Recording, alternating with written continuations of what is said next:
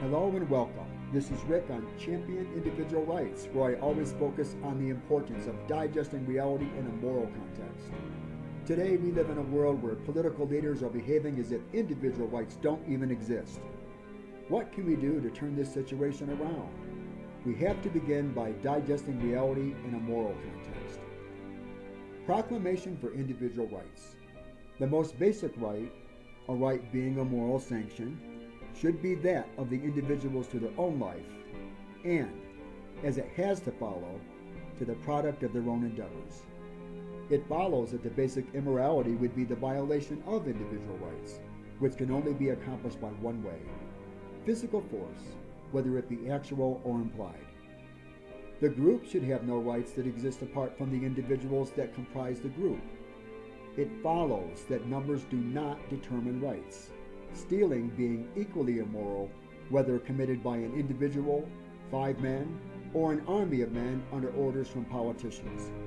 Similarly, murder is equally immoral, whether being committed by an individual, 5 men, or an army of men under orders from politicians.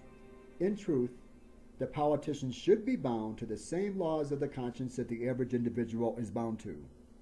With all of the focus today on minority rights, I implore people to recognize the greatest group is all of mankind, the greatest minority within, the individual.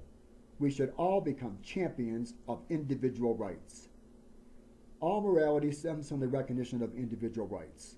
One has to have defined moral values within their base perceptions, which should be used in helping to make accurate determinations in regards to making morally sound judgments. My personal moral code is derived from the combination of these perceptions: the recognition of individual rights, with the understanding that every individual should have a right to their own life, privacy, and possessions, regardless of their ethnicity or the geography upon which they preside. 3 very important quotes that relate to the importance of individual rights. Quote, "When unlimited and unrestricted by individual rights, a government is men's deadliest enemy." Ayn Rand. Quote, "The most important element of a free society, where individual rights are held in the highest esteem, is the rejection of the initiation of violence." Unquote. Ron Paul. Quote, "The smallest minority on earth is the individual. Those who deny individual rights cannot claim to be defenders of minorities." Unquote. Ayn Rand. Number 2, the recognition of the 2 common laws that are said to be derived from all of the world's religions. Do all you have agreed to do, and do not encroach on other persons or their property. Unquote. Richard Maybury. It goes without saying, without their consent.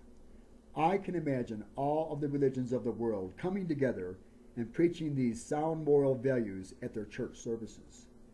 Number 3, the recognition that the politicians should be bound to the same laws of the conscience that the average individual is bound to. And number 4, the recognition that, quote, "If the goal be good, the means of obtaining the goal must be good, else the goal becomes corrupted." Unquote. Mahatma Gandhi. How do we rise up against our masters? In the Matrix movies, there is a choice of taking one of 2 pills. Taking the red pill leads you to the truth. If one willfully takes the blue pill, then they would be choosing to remain in the imaginary world of the Matrix. Who are you? Am I alone? The blue pill. Politicians do not take this pill. If you do, then you choose to remain in the imaginary world of the real Matrix. The red pill. Politicians, take these pills. Free your minds from the contamination that has plagued mankind for thousands of years. In a moral nation, the politicians would recognize and promote for the recognition of individual rights on a global basis, with the goal of achieving world peace. Now is the time for a peaceful revolution of thought. Now is the time to start fighting and promoting for your rights. The moral law applies to all rational creatures necessarily, to all of the human race, including the political leaders of the world. There are no exceptions. It is only through our moral cognition and our ability to digest reality in a moral context that mankind can achieve its ultimatum: world peace through the recognition of individual rights on a global basis, with the understanding that every individual should have a right to their own life, privacy, and possessions, regardless of their ethnicity or the geography upon which they preside.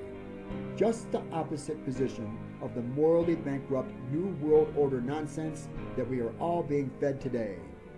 With the threat of nuclear war growing as each day passes, now is the time for a peaceful revolution of thought.